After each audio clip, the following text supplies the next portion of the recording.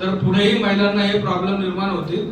त्यामुळे ताबडतोब हे जे टेंडर आहे हे रद्द केलं पाहिजे आणि जी काही ते टेंडरची कंपनी आहे त्यांना काळ्या लिस्टमध्ये टाकलं पाहिजे आणि पुढे महिलांना अजून त्रास होऊ नये।